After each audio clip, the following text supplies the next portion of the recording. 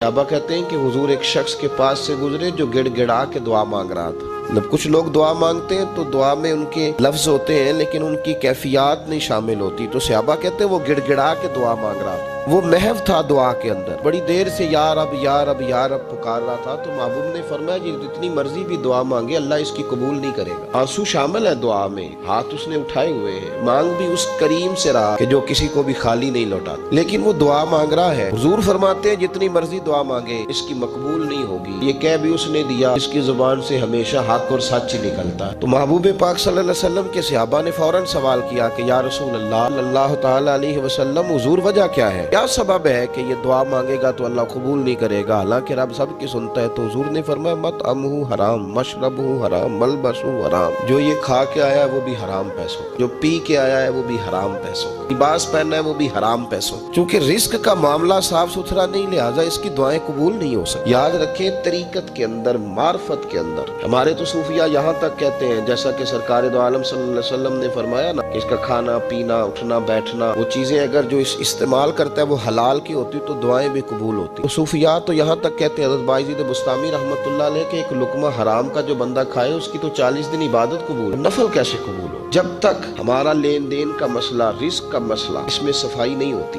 बंदों के हुकूक दबा कर 10 रुपए 5 रुपए 20 रुपए भी किसी के रख कर अगर हम ये समझते हैं मार्फत का नूर हमें नसीब हो तो ये मुमकिन नहीं। सूफिया तो मेरे भाई एक वक्त रोटी खाते थे, वो लोग तो कमजोरी दिखाते थे, उनके वजूद तो दुबले पतले थे। वो लोग जो थे वो बेचारे किसी का फेंका हुआ टुकड़ा भी किसी दरवेश का, किसी मोमिन का इस्तेमाल कर लेते थे, लेकिन जिंदगी में उन लोगों ने कभी किसी शख्स को धोखा नहीं दिया, किसी का माल नहीं रखा। एक बात एक दोस्त ने एक दफा मुझे बात बड़ी मुझे अजीब लगी। उसने कहा कि एक शख्स का इंतकाल हो गया, तो वो जब उसको दफन करने लगे नाजा पढ़ के तो एक आदमी ने उसकी चारपाई पकड़ ली। उसने कहा इसने मेरा 45 लाख रुपया देना है, पहले पैसे दोगे फिर दफन करने दो, पैसे दे दो दफन कर लो। जोर से पकड़ी, अब रश है। 3 बेटे भी थे तो जायदाद भी थी, सारा कुछ था। 3 बेटों से लोगों ने कहा कि तेरे अब्बे को वो दफन नहीं करने दे रहा, शोर है। और वो बंदा भी वो था जो बड़ा करीबी था उसका, उसके वालिद का पार्टनर था, ताल्लुकात थे। तो उसने कहा कि पहले पैसे दो फिर दफन करने दो। वो 3 बेटे कहने लगे किधर से पैसे दें, 45 लाख ही कह दिया। मैं तो अब्बा ने कोई नहीं बताया कि जायदादें हैं, मकान है, सारा कुछ है, तो भाई हम किधर से दें?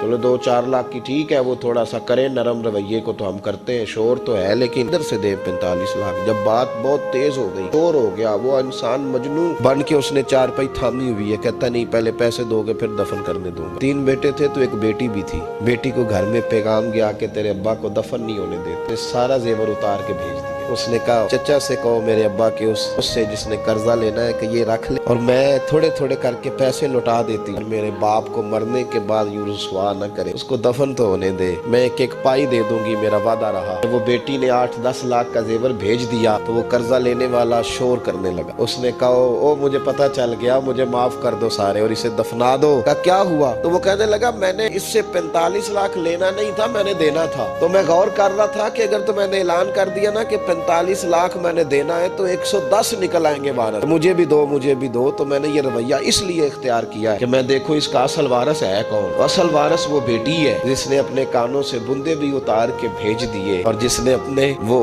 शादी वाले दिन पहनने वाले जेवरात, पहली रात का वो उसने जेवर भी सारा उतार के दे दिया। उसने कहा कि बाप का कफन न मैला हो जाए, तो असल वारस भी बच्ची है। उसने कहा इसने मुझे वसीयत की थी हर एक को ना दे देना, मेरे असल वारस को देना, तो मुझे असल वारस मिल गया। अब मैं किसी और को नहीं दूंगा, इस बेटी को दूंगा, इसने बाप के लिए कुर्बानी दी। याद रखे जिन्ना ली तू पाप कमाए हो किथे नहीं तेरे कर दे। तो इस लेन देन के मामलात अपने साफ सुथरे रखे तो मेहरबानी फरमाए। लेने देने के मामले, एक हदीस बुखारी में बड़ी मजेदारी में नबी पाक सल्लल्लाहु अलैहि वसल्लम ने फरमाया एक भाई अपने भाई से कर्जा लेने लगा, एक दोस्त अपने दोस्त से पैसे लेने लगा। उसने कहा यार पैसे तो मैं दे देता हूँ पर कोई गवाह। उसने कहा गरीबों के गवाह नहीं होते, मेरा गवाह अल्लाह है। उसने कहा किसी की जमानत दे दो। उसने कहा मेरी कौन जमानत देगा, मेरी जमानत मेरा अल्लाह ही देगा। बात हो गई 1000 दिनार।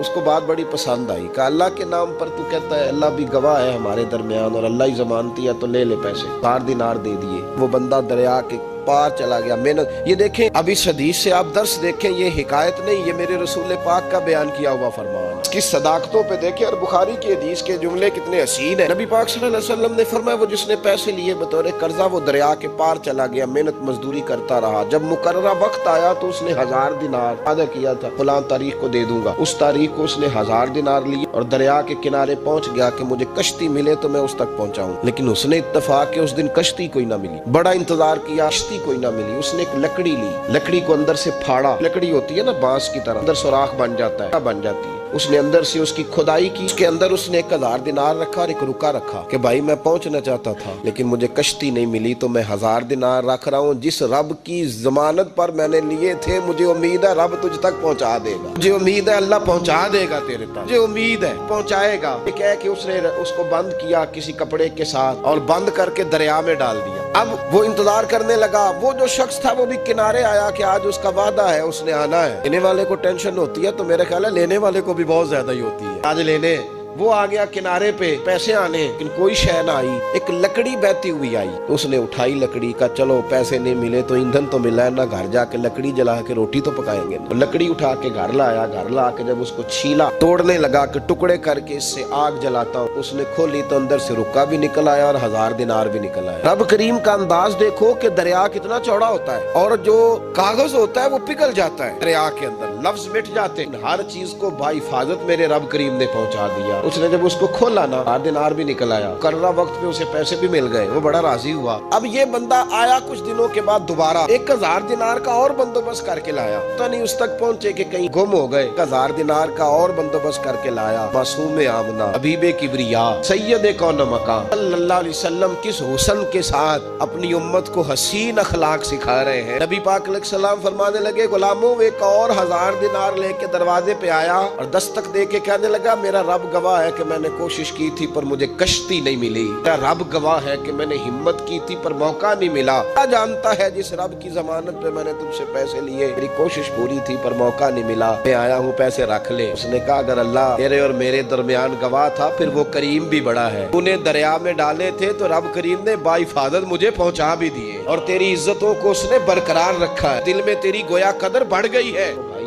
رب کریم پہ بھروسہ کرے، جو اللہ پہ بھروسہ کرے، ارادہ کرے۔ اس طرح کی ایک اور حدیث سیاستہ میں موجود ہے، نبی پاک صلی اللہ علیہ وسلم نے فرمایا ایک بندے کا ارادہ تھا قرضہ دینے کا، اس کا پروگرام تھا واپس کروں گا پیسے، محنت کر رہا تھا، جدوجہد کر رہا تھا، کوشش تھی، وہ اس کی صحیح تھی، مانے کا 1% بھی ارادہ نہیں تھا، کوشش جاری تھی، ہمت کر رہا تھا، فوت ہو گیا۔ یا رسول اللہ اب کیا بنے گا؟ اگر صوفیاء اس حدیث پہ وجد آتا ہے ان لفظوں پہ، کیا بنے گا؟ میرے محبوب فرمانے لگے قیامت کے دن اللہ اپنی رحمت سے اس کے قرضے ادا فرما دے گا۔ دیکھو اتنا بھی کوئی خوش نصیب ہے کہ اللہ قرضے ادا کرے، اتنا بھی کوئی خوش قسمت ہے رب جس کے قرضے دے، اللہ کہے مجھ سے لے لے چل یار رہنے دے۔ بھائی سرکار دو عالم صلی اللہ علیہ وسلم نے فرمایا قیامت کے دن 2 بھائی، ایک بھائی پہلے انتقال کر گیا، ایک بعد میں فوت ہوا، جو پہلے چلا گیا اس کے کچھ حقوق بعد والے نے دینے تھے، سمجھ لے کچھ قرضے تھے، اب وہ پہلے فوت ہوا، اسے بعد میں احساس ہوا، اس نے کوشش بھی کی، معافیاں بھی مانگی، لیکن اب وہ فوت ہو چکا تھا۔ نبی پاک صلی اللہ علیہ وسلم فرماتے ہیں قیامت کے دن چونکہ یہ معافیاں بھی مانگتا رہا، توبہ بھی کرتا رہا، بڑی اس کو صحیح احساس ہو گیا، قدامت والی توبہ کی، لیکن اب جس کا حق تھا وہ تو فوت ہو گیا، اب کیا کرے؟ تو محبوب فرمانے لگے ہوگا نا، اس نے دینے تھے پیسے جس کے ذمے حقوق تھے، لیکن وہ جس کے دینے تھے وہ تو چلا گیا، کوئی وارث بھی نہیں۔ فرمایا جب یہ فوت ہوگا تو قیامت کے دن جو پہلے فوت ہوا تھا وہ مقدمہ کرے گا کہ یا اللہ اس نے میرا مال دبایا، میرے پیسے لے کے دے، تو رب کریم فرمائے گا چل یہ بڑیاں معافیاں مانگتا رہا، اسے معاف کر۔ اللہ فرمائے گا اگر نہیں یا اللہ مجھے بڑا ستایا، مجھے بڑی تکلیف دی، میرے حقوق ضائع کی، میں نہیں معاف کرتا، تو رب کریم فرمائے گا ذرا اوپر اٹھنا، چل بعد میں بات کرتے ہیں، اٹھ تو صحیح، وہ جنت میں ایک محل بنا ہوا ہے، ذرا اس کی طرف تو نظر ڈال۔ اس نے نظر ڈالی تو یہاں تو کوئی اچھا انجینئر بنائے کوئی مکان تو نظر جو ہے وہ ہٹتی نہیں، تو جس مکان کو رب تیار فرمائے، جس کو اللہ بنائے، اس سے نظریں کیسے ہٹتی ہوں گی؟ اس نے دیکھا تو دیکھتا ہی گیا، عرض کرنے لگا مولا یہ کس کا مکان ہے؟ تو محبوب علیہ السلام فرماتے ہیں رب کریم نے فرمایا اس کا ہے جو اس کی قیمت دے گا۔ کہا یا اللہ کون قیمت دے گا؟ فرمایا تو بھی دے سکتا ہے۔ یا اللہ میں غریب فقیر میں کیسے قیمت دوں؟ تو اللہ فرمائے گا چل تو اپنے بھائی کو معاف کر دے، میں محل تجھے دے دیتا ہوں، تو معافی دے دے، محل تیرا ہوا۔ تو حضور فرماتے 3 دفعہ بولا، کہنے لگا یا اللہ میں نے معاف کیا، یا اللہ میں نے معاف کیا، یا اللہ میں نے معاف کیا۔ اللہ فرمائے گا پھر بھائی کا بازو پکڑ، وہ ایک محل نہیں، وہ ایک ہی نقشے کے 2 بنائے ہوئے ہیں، اس کا بازو پکڑ دونوں جنت میں چلے جاؤ، میں نے تم دونوں کے لیے گھر بنا دیا ہے۔ تو اپنے معاملات صحیح کرنے کی کوشش کریں، اپنے معاملات صحیح کریں۔